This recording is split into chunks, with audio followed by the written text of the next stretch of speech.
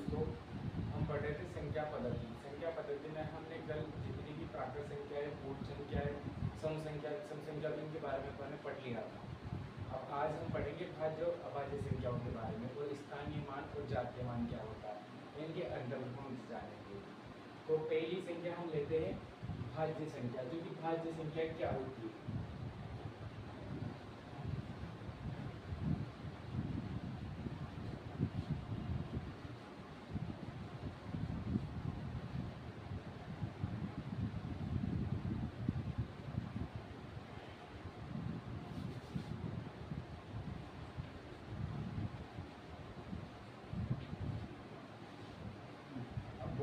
भाज्य संख्याएं क्या होती है? भाज्य संख्याएं वह संख्या है जिनमें दो से विभाजित हो या फिर वो अन्य संख्याओं से विभाजित हो सके। ऐसी संख्याएं क्या होती है? अन्य संख्याओं से भाग चला जाए तो भाज्य संख्याएं कहलाती है। भाज्य संख्याओं में प्रत्येक या अपने स्वयं के अलावा दूसरी अन्य संख्याओं का भी भाग जा सकता है। जैसे भाज्य संख्याएं होती है 0 से लेकर 2, भाज्य संख्याएं 2, 4, 6, 8, 10, 12, 9 को भी अपन बीच में ले सकते हैं। भाज्य संख्या 9 को भी भाज्य संख्या के रूप में माना जा सकता है, क्योंकि ऐसी संख्या है जिनमें स्वयं के अलावा दूसरी अन्य संख्याओं का भी भाग जा सकता है। जैसे कि आप देख लीजिए, ये मैंने 9 लिखा है, 2, 4, 6, 8, 9। ऐसे करती करती संख्या ऐसी संख्या है जिनमें स्वयं के अलावा अन्य संख्याओं का भाग जाता है, भाज्य संख्या कहलाती है। 2 से विभाजित होने वाली संख्या भाज्य संख्या कहलाती है। वैसे ही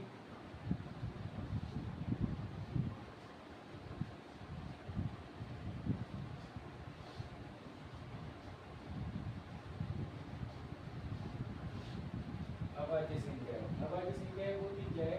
जिसमें स्वयं ही स्वयं का ही भाग जाए। ऐसी संख्या है जिसमें स्वयं और एक के अलावा किसी अन्य संख्या का भाग नहीं जाए, वो अभाज्य संख्या कहलाती है। जैसे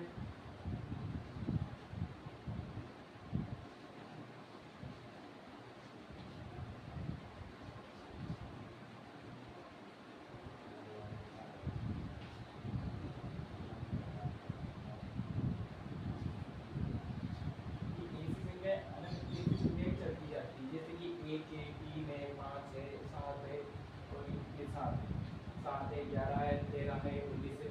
ये ऐसी संख्या होती है जिसमें स्वयं के अलावा अन्य संख्याओं का भाग नहीं जाता। जैसे कि आप 1 का दोगे तो 1 का ही जाएगा, या फिर वो स्वयं से कटेगी, वो अन्य संख्याओं से नहीं कट पाएगी। जबकि भाज्य संख्या में होता क्या है? स्वयं के अलावा अन्य संख्याओं से भी काटा जा सके। जैसे कि उदाहरण के स्वरूप में देखिए, अपन 4 है, 4 को आप 2 से भी काट सकते हो और 4 से भी काट सकते हो, 1 से भी काट सकते हो। तो मतलब 1 से अधिक संख्याओं से कटने वाली संख्या क्या है? भाज्य संख्या है। जबकि अभाज्य संख्या होती कहती है, अभाज्य संख्याओं में स्वयं के अलावा और 1 के अलावा किसी अन्य संख्या का भाग नहीं जाता। अगला पॉइंट देखेंगे हम, जातीय मान और स्थानीय मान।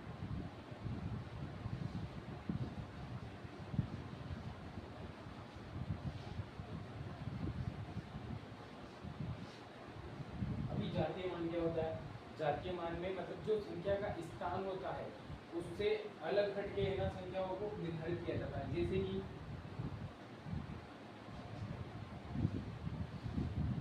अगर मैं पूछूं कि 702 का जातीय मान क्या होगा, अब 702 में से जातीय मान में मतलब किसी एक संख्या का जातीय मान पूछा जाए, किसी ने पूछा 2 का जातीय मान क्या होगा, तो उसको कैसे निकालेंगे?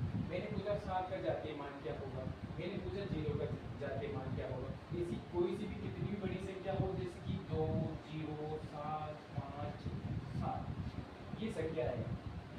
यदि मैं इनमें से किसी भी संख्या का जातीय मान पूछूंगा तो स्वयं वही संख्या जिसका जातीय मान पूछा जा रहा है वो वही स्वयं होगा। जैसे कि मुझे 7 का जातीय मान क्या होगा, तो 7 का जातीय मान 7 ही होगा। मैंने पूछा 5 का जातीय मान क्या होगा, तो 5 ही होगा। मैंने पूछा 2 का जातीय मान क्या होगा, तो 2 ही होगा।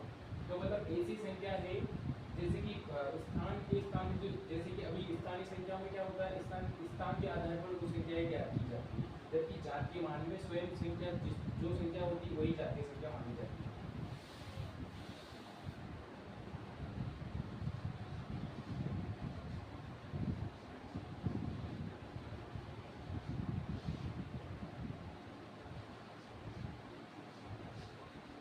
स्थानीय मान, जातीय मान में तो स्वयं वही संख्या होगी जिसका जातीय मान पूछा जा रहा है। ये वो भले किसी भी स्थान पे हो, आगे हो, पीछे हो, या सही है के स्थान पे हो, क्या के स्थान पे हो, कहीं कोई से भी स्थान पे हो, यदि जातीय मान पूछा है तो स्वयं वही संख्या होगी।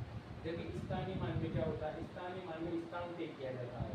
जैसे उदाहरण के तौर पर आपसे पूछा जाए 200 1000 सॉरी 1000, अब 1000 में 5 का स्थानीय मान क्या होगा।